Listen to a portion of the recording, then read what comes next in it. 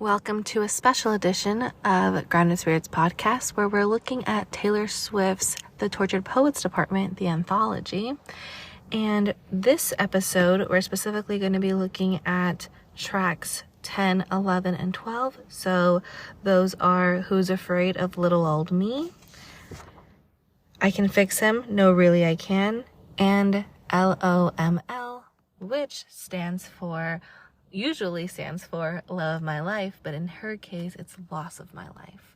So get ready to cry, have some Kleenex nearby, because that song, sheesh. But these other two I really like because they kind of show like her dark sides and like kind of like witchy sides. And so I'm really excited to jump into these. So without further ado, let's get into it. So we're going to begin with Who's Afraid of Little Old Me. And this song is so incredible because it's Taylor taking a stand, and it's also her owning who she is. She's not being shy, she's not being coy, she's being confident. And let's just get into it, right? The who's who of who's that is poised for the attack, but my bare hands pave their paths. You don't get to tell me about sad. It's so hard not to read it like how she sings it. But let's just go through it line by line. So the who's who of who's that, she's talking about like B-list and C-list celebrities of people who, if you say their name, a lot of people would be like, who's that? So it's like the who's who of that group are the ones that are poised for the attack. And she's saying, but like, I don't understand why these people are attacking me when I'm the one that paved the path. Like, their road to success has been easier because I have been fighting tooth and nail since the second that I entered this stage, this arena, this music industry. You don't get to tell me about sad. Like, it was so much easier for you because of me, yet you're the one that's ready to attack me. So moving on to the next bit. If you wanted me dead, you should have just said, nothing makes me feel more alive. And these lines, oh my gosh, it's like a slap in the face to these people who are trying to attack her. Because she's saying like, oh, you're my hater? Okay, cool. Hold my beer. I'm going to go do me anyway. And you can just sit back and do your own thing. You know, like just because you are attacking me or you're doing these things, like it's not going to change the fact that I have this legacy and that you can't take it away. There's nothing that anybody can say or do that's going to erase Taylor Swift. And like to have the confidence to say that, like that's wild to me. But obviously very well deserved. But again, with these like dead, like, why does she have to be so harsh, you know? But I think that that's, like, what adds to it, right?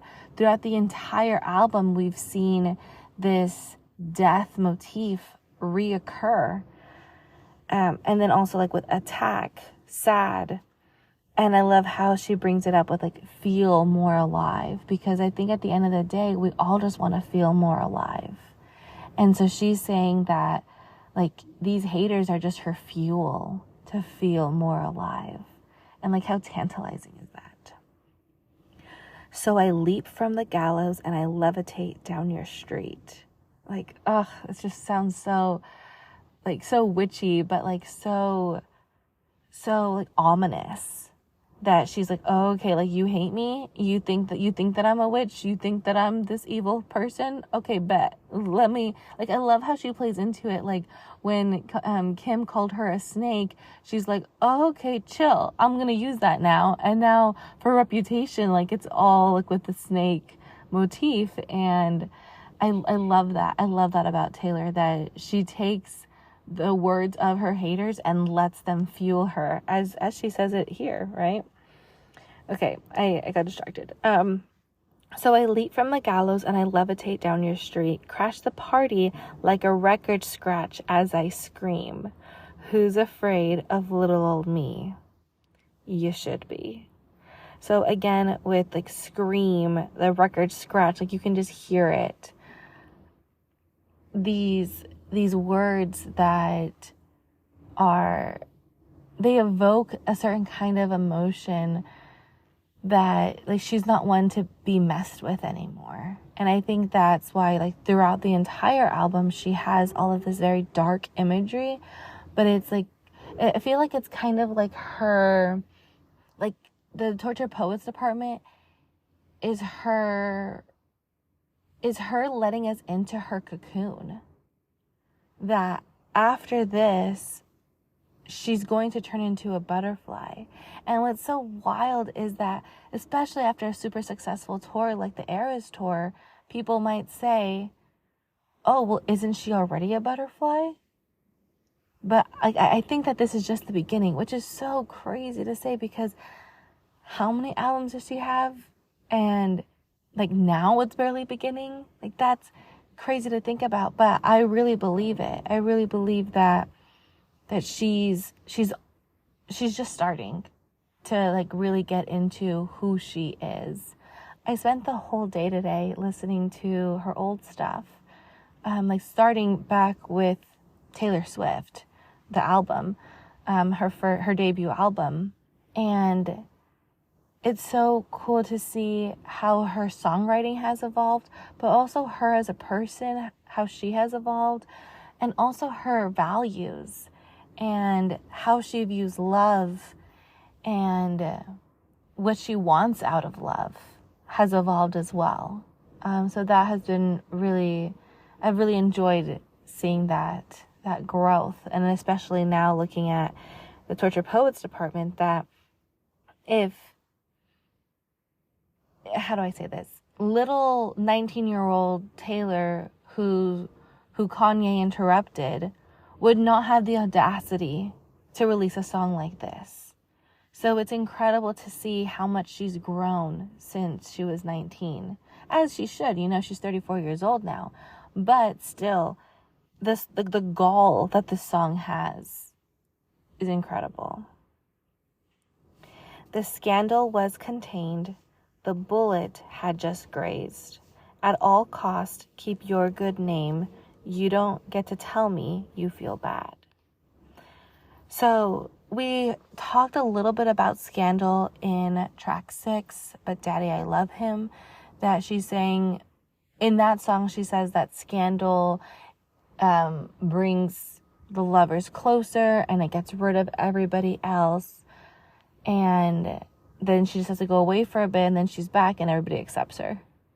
And here she's saying that the scandal was contained and the bullet just grazed. Like, people have been firing at her, and like, she's almost untouchable at this point. And the scandal that is also gets brought up in But Daddy, I Love Him is to, like, keep your good name. And But Daddy, I Love Him, it's all about, like, protecting her image and making sure that she's this docile child that can get manipulated by whoever to make money off of her. Now, looking at it here, she's saying that this is what people have been telling her whole life, basically. That people are trying to contain this scandal. They're trying, they I don't want to say ricocheted, but I'm at a loss for words, but that the bullet just missed her. Like, she knows that she's unstoppable, that she knows that there's no bullet that could actually ever get her as far as, like, her reputation anymore. At all costs, keep your good name. You don't get to tell me you feel bad. Is it a wonder I broke? Let's hear one more joke. Then we can all just laugh until I cry. And when she talks about, like, breaking, it reminds me of track 3, My Boy Only Breaks His Favorite Toys, and when she calls herself broken, or even in So Long London. I keep referring to this line because it just speaks to me so much, that, like, how low did you think I'd go before I'd self-implode, before I'd have to go be free? And so she's admitting that she's broken, and she's saying, like, yeah, like, words do hurt from these haters, but I have to rise above. And I think this is even goes like when she wrote the song Mean. Like, all you are is mean. Like this, like, stop. Like, why do people keep trying to hurt me? So then that's what she talks about, like laughing and the joke. She points fun at somebody else in track 2, the Torture Poets department. But in other songs that are yet to come, this laughing and these jokes, they keep coming up. So I leap from the gallows and I levitate down your street, crash the party like a record scratch as I scream. And again, with that screaming, remember, she does a really good job of juxtaposing the screaming with the quiet. So here it's the screaming part. Crash the party like a record scratch as I scream. Who's afraid of little old me? I was tame, I was gentle till the circus life made me mean. So here she's talking that she was nice and gentle. I circled it because it's in the song I Hate It Here, she talks about like only the gentle survived. So she's saying like she used to be like this, but she had to bring out the big guns because she felt attacked. So the circus life is like the media industry, and she's blaming them for making her mean. Don't you worry, folks, we took out all her teeth. Who's afraid of little old me? So like with the teeth part, she's saying that like she's harmless, but everybody's afraid of her. But it's kind of like when you like declaw a cat or something, that she has no protection in a way, nothing that she can hurt others with, so she's just gonna take all the pain. And I think that's like what she meant with this part with that, is it a wonder I broke? Let's hear one more joke and then we can all just laugh until I cry. That like she's not gonna fight you. That she doesn't have, we took out all her teeth, she doesn't have the teeth to fight back. If you want to be mean to her, then that's fine, because then that's what makes her feel more alive. Like she's turning this hate into fuel, which is incredible to do. And I think it's also like good advice for anybody who wants to be famous, that you're going to have to use that hate that others are going to bestow on you. A weird way to say it, but it's true. That all of this hate has to be turned into fuel, because what else can you do with it? Let it consume you? No, so this is her way of fighting back in a way. I'm going to read it again. Don't you worry, folks, we took out all her teeth. Who's afraid of little old me? Well, you should be. And then she says it a couple of times, you should be. And then on Threads, somebody posted a picture of Bubbles from Powerpuff Girls, and it's like Bubbles when she's like cute and stuff, and she's like, who's afraid of little old me? And then it's like Bubbles with like the like fire behind her, like she has this mean face on, and she's just like grr, but like in like a scary way. She has like her eyes are like lit up, and she's like, yeah, like you should be. And I think this is like really great too, like just like for like women empowerment, right? Like to say like women are always talked about like, oh, like the little old girl, like, oh, like you're so sweet. Like women are supposed to be sweet. And here she's saying like, no, like we should be afraid of women too. Like we have this untapped power as women that we don't use. And then we complain that we have no power, but we just have to use what we got. And like how Taylor was saying, how I said it earlier, that like using that hate or that anger for good. So tell me everything is not about me, but what if it is? Then say they didn't do it to hurt me, but what if they did? Here, okay, so everybody says, especially, I forget where I learned it, but people are like, oh, like when you're a teenager, that's when you think that everything's about you, but it's really not. And my mom would tell me this every single day when I was a teenager, because I really did believe that the world revolved around me. But the thing is that the world does revolve around me, just like your world revolves around you. And that's not a bad thing. Like, that's the way that it should be. We are each our own sun. We each have our own inner light. If you didn't catch it yesterday, I released the emerald tablets, the key to magic, or the key of magic. And in that tablet, he talks about how we are always fighting between the darkness and the light. And the thing is that we have them both, so we need to accept them both. And I think that this song, Who's Afraid of Little Old Me, Taylor is doing just that. She's accepting both sides of herself. And she's saying that it's not a bad thing to think that the world revolves around me, because what if it is? So tell me everything's not about me, but what if it is? What if everything is about me?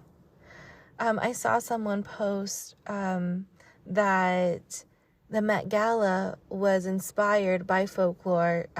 This whoever put it together, like the designer, said that she was heavily inspired by folklore, and that on the red carpet, the stars were being asked, what Taylor Swift song is your favorite? And the thread was saying, like, I'm a Swiftie and I love her, but like, why is everything about her? Like, why don't we celebrate other artists as well? And I think that it's because of this line right here, that other artists don't have the gall or the audacity to say that everything is about me.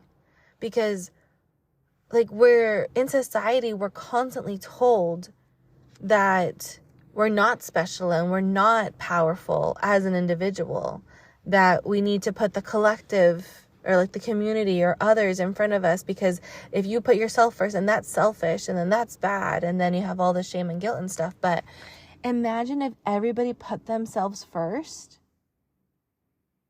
and like, how do I say this? By putting yourself first, that's how you help the most people, because you can't pour from an empty cup. So if you're pouring into your own cup, then it does heal others. I don't know why all these threads are just popping up in my head right now, but I saw a different one that was talking about Taylor Swift. They asked her like what she wishes that her superpower would be. And she said healing people. And it's so cool because this album is so healing. And I think that this line specifically heals us. That like, so tell me everything is not about me, but what if it is? And when you think that way, then the universe will reflect that back to you. That the universe, that it really does revolve around you, that you really are powerful, and the universe really is helping you achieve your best self. So why is that bad? Because when I'm my best self, then I can serve my community, I can serve others. But we're constantly being told to like push ourselves down to the point where we feel bad about self-care, or we feel bad about being our true authentic self. And I think that's what's so magical about this album, is that she is putting herself on the line. She is putting herself, her thoughts, her emotions, her inner light is out there for everybody to throw stones at. And that's why that line of, if you wanted me dead, you should have just said, nothing makes me feel more alive, is so powerful, because we all have to learn how to use these stones. Oh, she also says it, I think it's in New Romantics, where she says like, I've used every stone that you've thrown at me to like build this beautiful castle. So I think that, yeah, Taylor is like an alchemist. Oh, I'm so excited to read the lyrics for that one, because yeah, I would say that she really is an alchemist. Okay, I've talked way too much about this one line, but it's just so powerful, and I think it's so impactful for me to like put a spotlight on it, for others to acknowledge that everything really is about you. And so to live your life that way. Everything is about you. We are all here to serve you. And you have to start seeing it that way. That everybody, everything, they all just work for you. And that's how we gain self-confidence. That's how we become worthy in our own eyes. We're always worthy. It's just we don't tend to believe it. So this is a way to do that. Okay, moving on. They say they didn't do it to hurt me, but what if they did? So like the throwing the stones, we get that part. I want to snarl and show you all how disturbed this has made me. You wouldn't last an hour in the asylum where they raised me. So she's saying like she has been keeping this in. She's just been, she says it in But Daddy, I Love Him, that she has the fake, here it is. There are a lot of people in town that I bestow upon my fakest smiles. And that's when she goes into the whole scandal thing. But she has been faking this smile, and that's why now she's saying, like, I want to snarl and show you how disturbed this has made me. That, like, I've just been turning all of this hate into fuel, but just because I can do it doesn't mean that it's okay that you've been hurling all of this hate on me this entire time. Like, it's not okay. And then she counters it with, you wouldn't last an hour in the asylum where they raised me. That, like, you don't know how easy you have it because of what I've been through. That you wouldn't last. If it wasn't for me, you wouldn't even have a career, she's saying.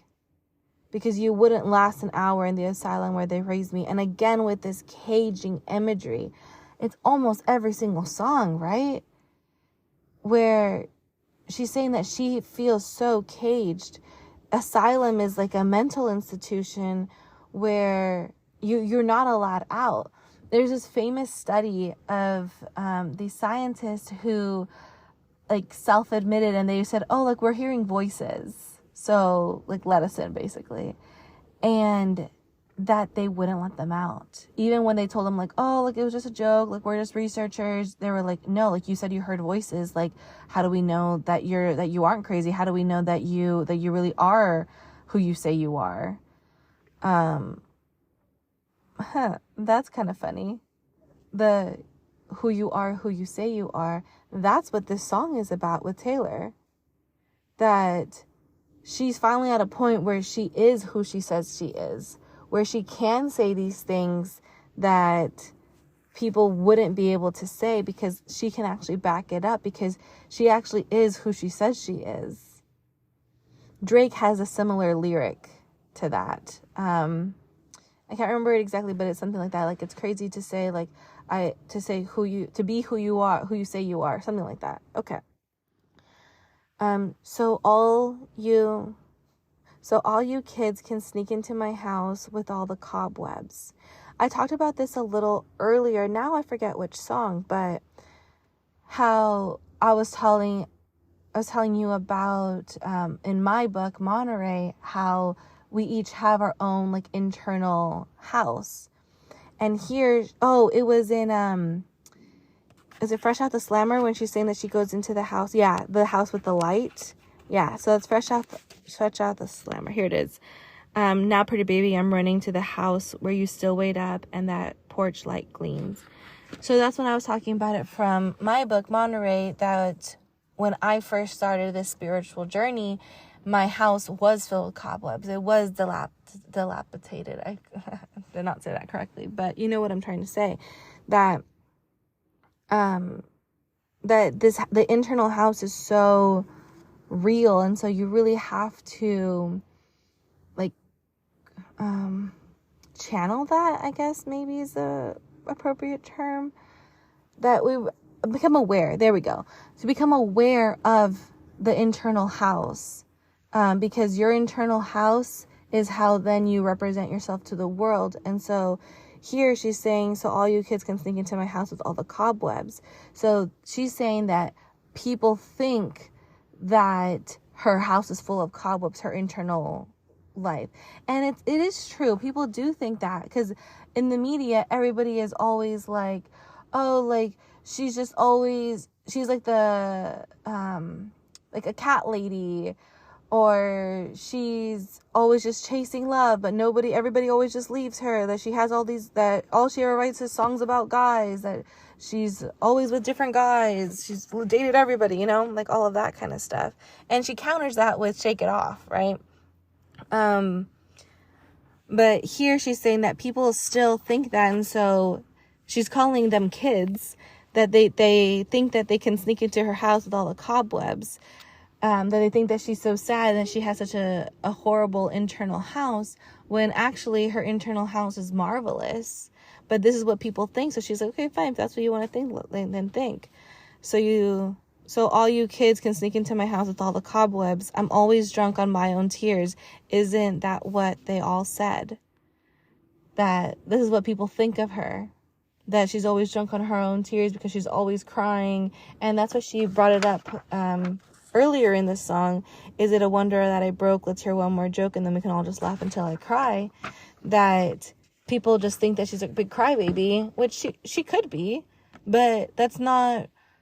Like, just because someone writes these sad songs and she talks about crying doesn't necessarily mean that's, like, her whole identity, And with the drinking, too, and This Is Me Trying, I thought that it was just, like a story, just like with Betty, right? But now, like, how she starts off Fortnite, how she starts off this whole album, that I was a functioning alcoholic until nobody noticed my new aesthetic, that she might actually think that she has a problem with alcohol. And of course it hasn't been said in the media, but I think that this is like her own negative self-talk coming out. I'm always drunk on my own tears. Isn't that what they all said? That I'll sue you if you step on my lawn. I can't not sing it. That I'm fearsome and I'm wretched and I'm wrong. So she's saying that this is what people think of her, that she doesn't want anybody near her, that she wants to be the monster on the hill, and that she puts narcotics into all her songs. People have been joking about this on Threads, that they are so addicted to this album that they've been listening to it nonstop since its release date. And so they're joking and saying that maybe she does put narcotics into all her songs because they're so addicting. But I think what Taylor's trying to say in this sense is that people, like, I think it's going back to that Mean song, that people think that she has no talent, people think that she can't sing, but for some reason she's this megastar. So the only quote unquote rational reason would be that she puts narcotics into all her songs to make them addicting, because she has no talent, right? And I love this last line of this verse, and that's why you're still singing along. So she's talking again to those B and C list celebrities that talk all this crap about her, that are shooting their shots, all of that kind of stuff, yet they're still singing along because she's everywhere. So, and I think some people like are fake in that way too, that they just kind of follow the bandwagon. And I think that's what she's pointing out here too. So now, listening to this song, at this point, every time that it's like stuck in my head, it naturally goes into, is it the bridge of All Too Well? So I'm going to actually sing it for you. So I can't really sing. I mean, like, I shouldn't say that, because we're trying to not have negative self-talk.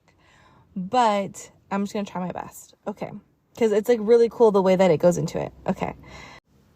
Put narcotics into all of my songs, and that's why you're still singing along. And I was never good at telling jokes, but the punchline goes, I'll get older, but your lovers stay my age. So isn't it so cool how it naturally just goes into it? And I just thought it was so cool, so I had to share. Then she goes through the chorus again, and then she ends it with, "'Cause you lured me, and you hurt me, and you taught me. You caged me, and then you called me crazy. I am what I am, 'cause you trained me. So who's afraid of me? Who's afraid of little old me?" So again, with the caging, how she says, like, lured me, like if she was like an animal that got caught, that got trapped, and that's how, like, that took out her teeth, like the hurting part of it, and taught me. You caged me and then called me crazy. Like, that's insane. And then again with the trained me. So it sounds like grooming almost, of like when she was a child growing up in this asylum where they raised her. And so she's saying like you should be afraid, because I'm done being in this cage. I'm finally escaping, and yeah, no one can hurt me anymore. All right, now on to track 11, I Can Fix Him. No, really, I can't. And I love this part too, because she could have just left it at, like, the title of the song as I Can Fix Him. But I think it's so funny because this is, like, the mentality that girls have going into relationships. That, like, oh, like, I can just fix him. And people always say, no, you can't fix people. So she's saying, no, but really I can. And so I love that that's, like, in the title, because she didn't have to put that in there.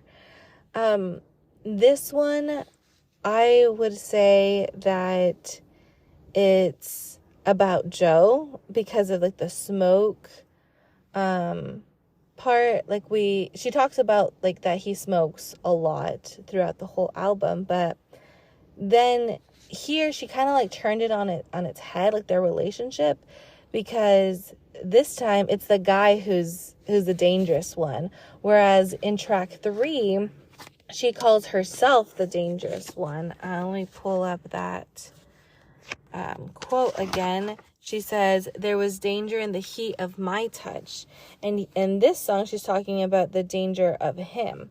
So let's start. "The smoke cloud billows out his mouth like a freight train through a small town." I actually have to, like, get into, like, the mood. Like, I love how moody this song is. "The smoke cloud billows out his mouth like a freight train through a small town." Now I'm like more singing it than saying it, but let's just talk about it then. So I love the imagery here, how you can literally picture the smoke coming out of his mouth, like in waves, like watery. How I love how smoke flows like that. And then she describes it as a freight train running through a small town. So you, like, can think about, like, the smoke coming out of the train, like that's how the smoke is, like, billowing out of his mouth. So you can completely picture it. And I just love this image that she paints in our minds. "The jokes that he told across the bar were revolting and far too loud." And she rhymes smoke and jokes time and time again throughout the album. I will just, instead of going and finding all of them for this track, when it comes up, we'll refer back to this one. But this is the first time, I believe, that she does this. But like I said, it's constant. But okay, so I also want to talk about, like, the jokes part, going back to Who's Afraid of Little Old Me, with the jokes, like, let's all joke until I cry. Here, she's talking about jokes that were revolting and far too loud. So it's interesting because as a Sagittarius sun, Sagittariuses are known for their sense of humor, are known for their jokes, but with Taylor, like, I think it might be, like, her sensitive Cancer moon, that she doesn't think that the jokes are funny. And I think that this comes up in other songs as well, like in other albums, that she's always talking about, like, these jokes that aren't funny, but that people think are funny. And I think here she's like really taking a stand about it. And she's saying that these jokes were revolting and far too loud. They shake their heads, saying, God help her when I tell him he's my man. But your good Lord doesn't need to lift a finger. I can fix him. No, really, I can. So she's saying I can take it all on by myself. Like this is wild to say, like, that I don't need God is kind of what she's saying here. That the good Lord doesn't need to lift a finger because I can do it on my own. I can fix him. No, really, I can. And I wrote here, the fixing part, we see her wanting to fix herself in track 3. My boy only breaks his favorite toys. And then I put 18. So let me see what song that is. Oh, okay. So it's the I'm gonna get you back. So she says, once you fix your face, I'm going in. But it's like this constant need to fix. So whether fixing him or her in the relationship, she's saying that relationships are meant to fix each other, which is an interesting way to look at it, because I would disagree slightly. I would use different terminology. I would say that relationships are meant to empower one another or to help each other grow. But if we're growing and if relationships are meant to help us grow, isn't that also fixing? That we're no longer who we were before we met this person. And so could that be considered being fixed? I don't know. And I love how she ends this chorus by saying, and only I can. Not God, not any other girl, not his mother or his father or childhood friends. Only I can. I'm the only one that can fix him. And thinking about relationships in that way, in a way it's true, because when you are in a romantic relationship, you don't have that kind of relationship with anybody else. So it's true that only romantic relationships can fix you in that way. Interesting. The dopamine races through his brain on a 6-lane Texas highway. His hand so callous from his pistol softly traces hearts on my face.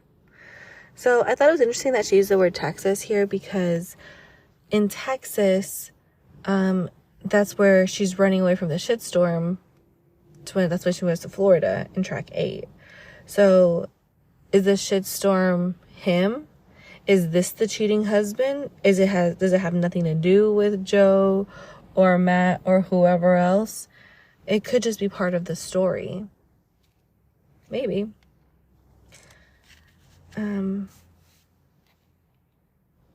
But yeah, I love this imagery of a calloused hand from a pistol that traces hearts on a face. It's like romantic in a bad way, maybe. Not necessarily bad, but like in a dangerous way, in the way that she's trying to evoke it here. I could see it from a mile away, a perfect case for my certain skill set. He had a halo of the highest grade. He just hadn't met me yet. So she's saying that she could see from a mile away that he was one for her, that he was a perfect case for her skill set. She knows that she can fix him. He had a halo of the highest grade. He just hadn't met me yet. That he has a good side to him. He has a halo of the highest grade. He just needed her to expose it. They shake their heads saying, God help her when I tell him he's my man. But your good Lord. Interesting. I didn't catch that the first time. Your good Lord, not my Lord. And not just Lord in general. But your good Lord doesn't need to lift a finger. I can fix him. No, really, I can. And only I can. Good boy, that's right. Come close. I'll show you heaven. If you'll be an angel all night, trust me, I can handle a dangerous man. No, really, I can. So this is her trying to train him. That's when we get like the dangerous man. And this reminds me of in track 2, the Tortured Poets department, when she talks about the guy there as a tattooed golden retriever. So that's kind of how you talk to dogs, right? Good boy, that's right, come closer. And then I'll show you heaven, you'll be my angel. So going back to that halo of the highest grade, that she's saying that this guy is a really good person. He is really good. He just hasn't known how to bring it out yet. It's just like so deep within him that he has all these rough edges that only she can smooth out. And yeah, so that's that song. Now, are you ready to cry with me as we go through LOML? Who's gonna stop us from waltzing back into rekindled flames? If we know the steps anyway. So she's saying, like, once you fall into the pattern with somebody, you're always gonna come back. And I think this is like kind of like twin flame energy, right? That it's about like that separating and coming together again, and that separation and coming together again, because you know the steps to come back to each other. And she's saying, like, what's going to stop us from coming back together again this time? That maybe it's happened before in the past. And I love how she uses the word waltzing back into rekindled flames, because these are the steps, like and we'll see it later in this song, that she's talking about a relationship as a dance. We embroidered the memories of the time I was away. Stitching, we were just kids, babe. I said, I don't mind, it takes time. I thought I was better safe than starry-eyed. I felt a glow like this, never before and never since. So, being the rekindled flames, rekindled is talking about like a past relationship being brought back to life. And so then she says, like, the memories while I was away, stitching, that we were just kids, I don't mind, it takes time, because she thought that if we take things slow, then it won't burn fast. Miley Cyrus has a song, Bottom of the Ocean, where she says, like, the flame burned too hot to survive. Like, we just like use up all of the energy. So like when you have like a real fire, you need like wood, and then once the wood runs out, the fire will go down, because it needs something to feed off of. And so here she's saying that she thought that she was safe in this way to go away and come back and go away and come back, whether that they broke up or not. The fact is that she was trying to play it safe and not get caught up in the flame, because she was scared it was going to burn out. But now I think in a way it's kind of like she regrets it. She kind of wishes that she would have just gone in full force and be starry-eyed, because she felt a glow like this, never before, never since, that maybe if she had been starry-eyed, things might have been different. If you know it in one glimpse, it's legendary. You and I go from one kiss to getting married. Still alive, killing time at the cemetery. Never quite buried. In your suit and tie, in the nick of time. Oh my gosh, it's so sad. So she's saying, like, when you have that, when you make that first like eye contact, it's like that one glimpse, you know that it's legendary. I write about this in the moment that my eyes touched my husband's eyes, in my book Monterey, that it felt like the entire rest of the world just melted away, because it really does feel legendary. You go from one kiss to getting married. And it's so sad, because Taylor got together around this, Joe, around the same time that my husband and I got together. And for us, it was like this. My husband and I, that first night that we met, we kissed. And 4 months later, we were engaged. And now we've been married. So it actually like does happen for people. And it's just so sad that it couldn't have been that way for her. But this next line, oh my gosh, it's just so sad. Still alive, killing time at the cemetery. So she's saying, like, it would be so easy to fall back into it. Who's to stop us? Who's going to stop us from waltzing back into rekindled flames if we know the steps anyway? It's so easy to go back into our old, routine. But now it's killing time at the cemetery. I have to kill this thing that I love so much. But I have to do it. Never quite buried in your suit and tie in the nick of time. That I think in a way she's still like holding out onto hope, maybe.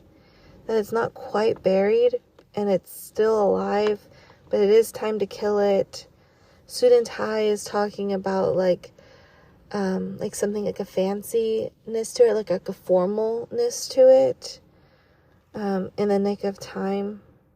Maybe it'll help us in the next line here. You low down boy, you stand up guy, you Holy Ghost, you told me I'm the love of your life. Oh, okay, so in your suit and tie in the nick of time. So right as she's about to kill this relationship, it never gets quite buried because in your suit and tie in the nick of time, you stand up like at the podium, let's say, and say that I'm the love of your life. So we do go back into waltzing into rekindled flames. So that's what she's saying, like, you low down boy, you stand up guy, like the juxtaposition there. You Holy Ghost, you told me I'm the love of your life. So with low down boy, she's talking about someone who's unreliable, deceitful, whereas stand-up guy implies someone who's trustworthy or honorable. But then she adds, so like obviously like the juxtaposition between the two, but then she adds the Holy Ghost, meaning that there's, despite the human flaws, there's still a sense of sanctity or redemption.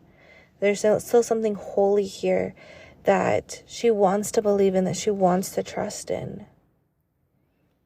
But she can't. You said I'm the love of your life about 1,000,000 times. And the way that she says it sounds like how she says it in Illicit Affairs.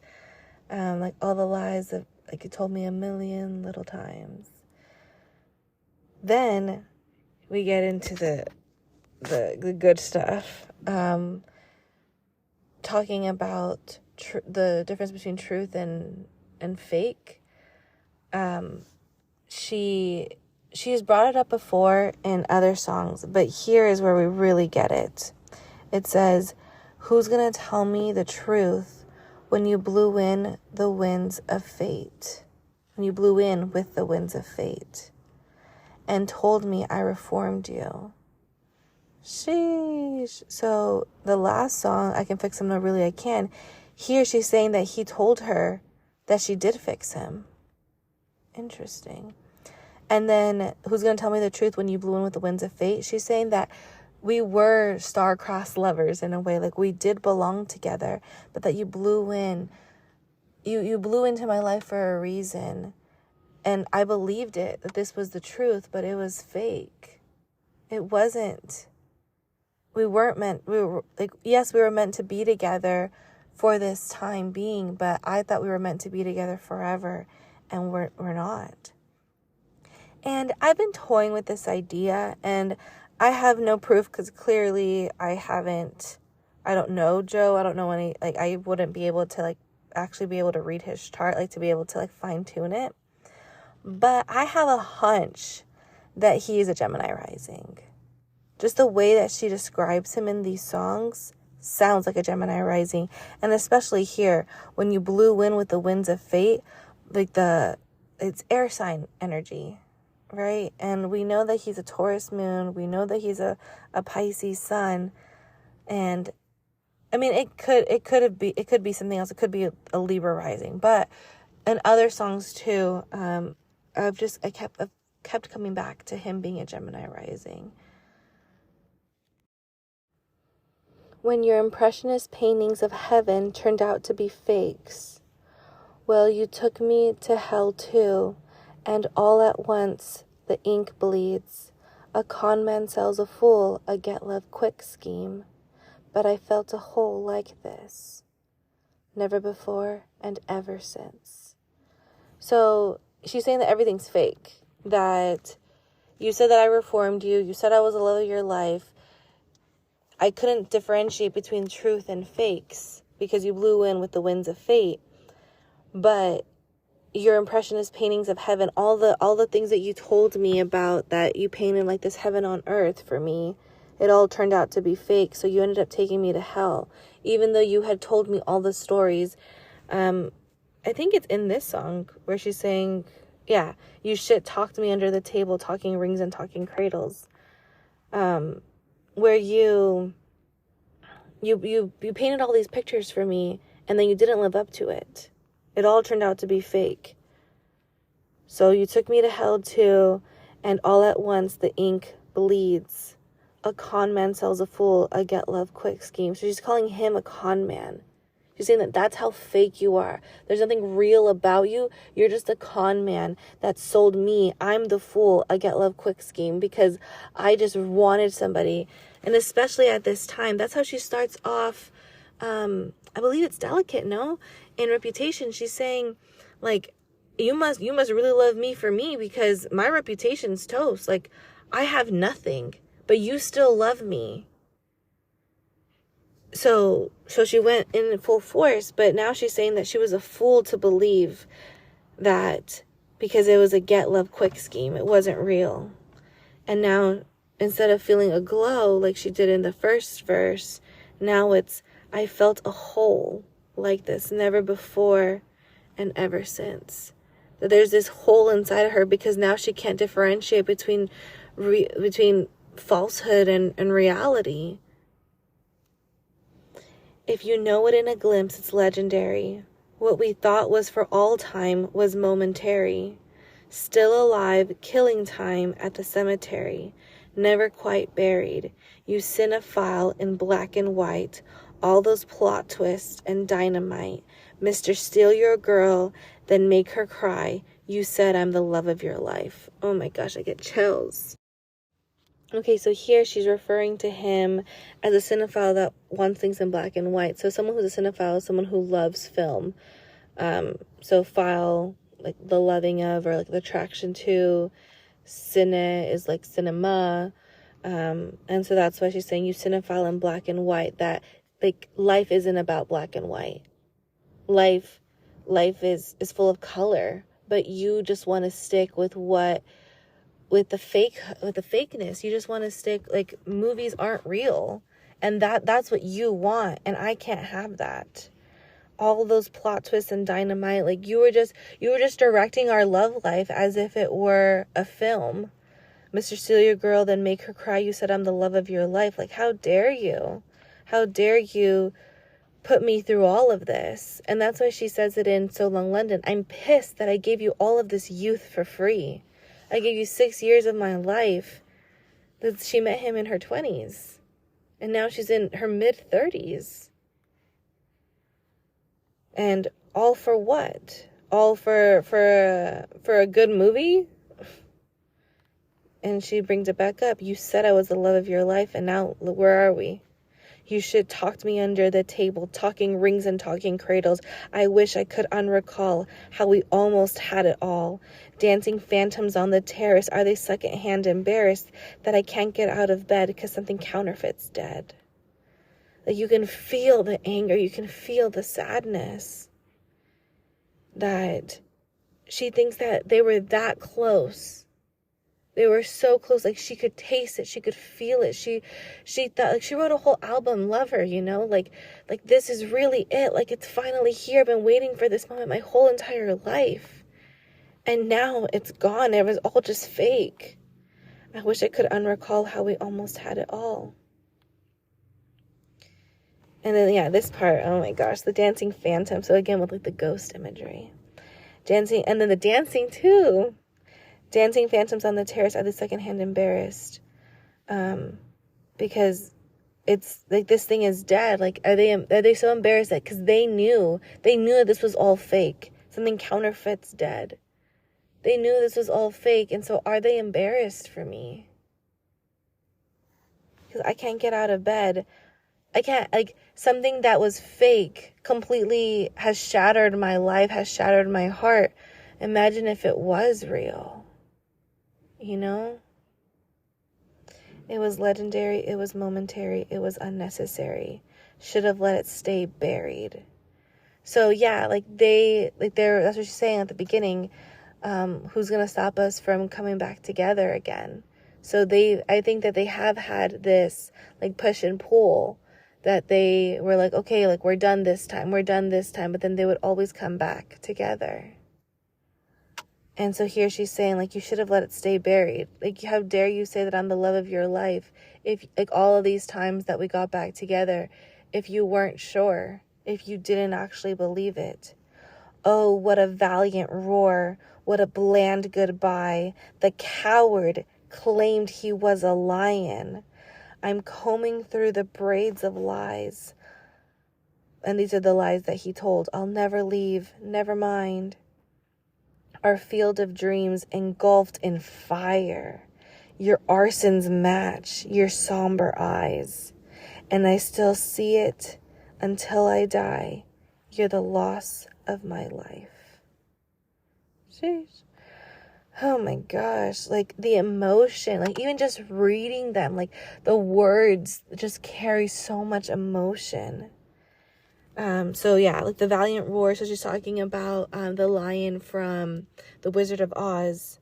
The coward claimed he was a lion, but here in the Wizard of Oz, the lion is a coward, and he acknowledges that. Here she's saying that this guy had a valiant roar, that he said that he was a lion, but he was actually just a coward. And she talks about this in track 3, where the heat of my touch, he saw forever, so he smashed it up. There was danger in the heat of my touch. He saw forever, so he smashed it up.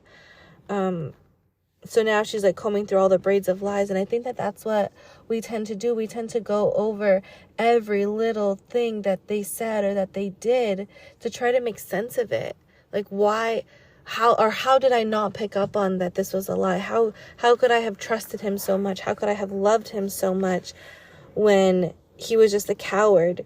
He was just an arsonist. So now our field of dreams, all of those dreams that he painted for her, are now engulfed in fire because of his match. And so now she'll see it until the day she dies, that he is the loss of her life. When this whole time he's been calling her the love of his life. Now she knows the truth, that he really is the loss of her life. Wow. So next time, we're going to talk about track 13, I Can Do It With a Broken Heart. Track 14, The Smallest Man Who Ever Lived. And track 15, The Alchemy. So I'm really excited for those. But these 3 songs just had so much emotion and so much, I would call them valiant. You know, here she says it in a derogatory way. What a valiant roar, like in a sarcastic way. That he roared a big roar, but there was nothing behind it. But here, now I'm saying that she has a valiant roar. And in these 3 songs that we talked about today, she explores that, and she backs it up. That she is who she says she is. And she's never going to go back to something that's fake. She only wants truth. She wants honesty. She's done playing these games with these kinds of guys. So, yeah, I don't even want to end it anymore. Like, I just want to keep going. It's just that good. But all good things come to an end. So I will see you next time. Bye.